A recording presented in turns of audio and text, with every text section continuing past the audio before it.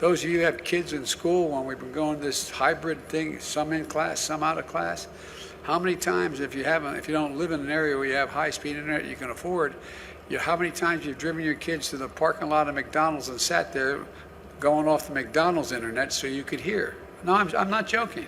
For higher prices, and people are feeling it. They're feeling it. Do you ever think you'd be paying this much for a gallon of gas? In some parts of California, they're paying $4.50 a gallon. On inflation, you mentioned unchecked inflation. There's nobody suggesting there's unchecked inflation on the way. No serious economist. We also know that as our economy has come roaring back, we've seen some price increases. Some folks have raised worries that this could be a sign of persistent inflation, but that's not our view.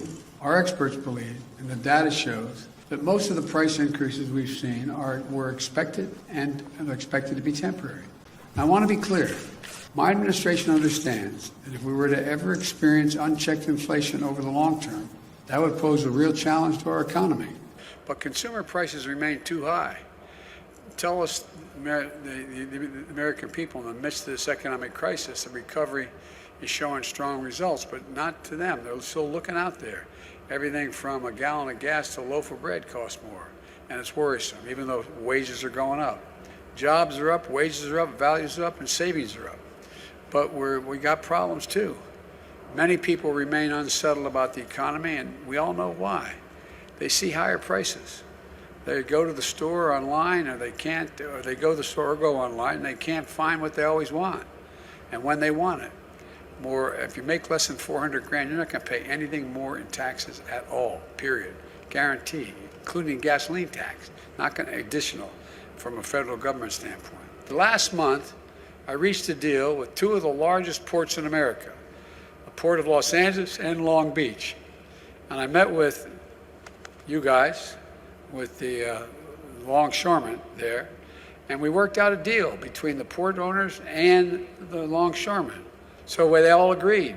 They're going to go 24 hours a day, 7 days a week. It's already paying off. Last week, the number of container ships in the docks for more than 9 days fell by over 20%. COVID-19 has stretched global supply chains like never before. And suddenly, when you go to order a pair of sneakers or a bicycle or Christmas presents for the family, you're met with higher prices and long delays, or they say they just don't have any at all. The reason for that last year has a lot to do with most companies how they make their products today.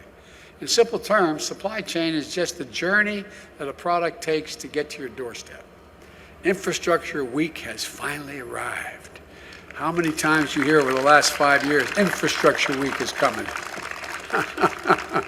Yeah.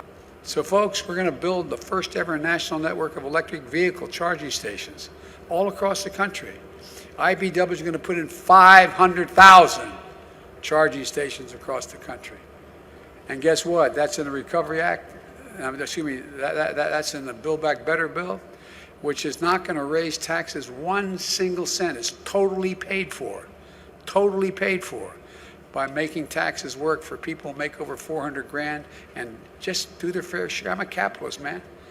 And according to the economic experts, this bill is going to ease inflationary pressures, lowering the cost of working families. 17 Nobel laureates in economics wrote a letter to me about 10 days ago saying this is going to bring inflation down, not up. You hear a lot about the supply chains in the news, but frankly, not a lot of people have a clear understanding, whether they have a PhD or they didn't go to school, about how a supply chain works. It says easy to talk about it, but what's the impact on the economy, let alone how to fix it? It's perfectly understandable because supply chains are incredibly complex. And the irony is people have more money now because of the first major piece of legislation I passed. You all got checks for $1,400. You got checks for a whole range of things. If you're a mom and you have kids under the age of 7, you're getting $300 a month. And if it's over 7 to 17, you're getting $360 a month, like wealthy people used to do when they get back tax returns. It changes people's lives.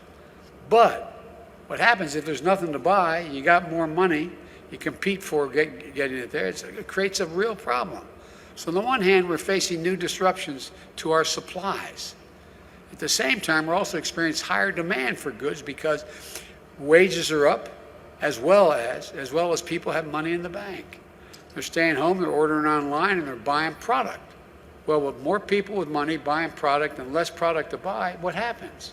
The supply chain's the reason, and the answer is you guys. I'll get to that in a minute, but what happens? Prices go up. In 19 days, COVID-19 has changed the way we spend our time and our money. More products are being delivered than ever before. That's because people have a little more breathing room than they did last year, and that's a good thing. But it also means we got higher demand for goods at the same time we're facing disruptions in the supplies to make those goods. With us in government, we campaign with the plan. Uppercase T, uppercase P, the plan. And then the environment is such that we're expected to defend the plan. Even when the first time we roll it out, there may be some glitches and it's time to reevaluate and then... And the number of immediate family members of U.S. service members in Afghanistan? Update you in the number? Yeah. I don't have a whole number on that, no. Okay, so the withdrawal ended on August 30th. Today is November 10th.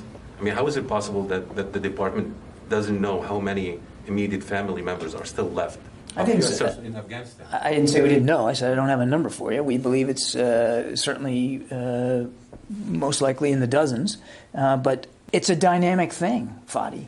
I mean, you make it sound like you snap on a chalk line and boom, you got to know every number. That's not even true for American citizens. We're working this as hard as we can. The question remains. These are immediate family members of U.S. service members in Afghanistan. While many Afghans who have no relatives in the U.S. were evacuated a long time ago, the department, up until last week, did not issue a memo or consider it this issue. I mean, don't you think it's late in the process? So, don't you think this should have been a priority to begin with? It Because was a we're talking priority. about- Fadi, let me answer your question, please. No, I'm just trying to explain. I know where I'm that. coming I from. get it. But we did take it as a serious priority.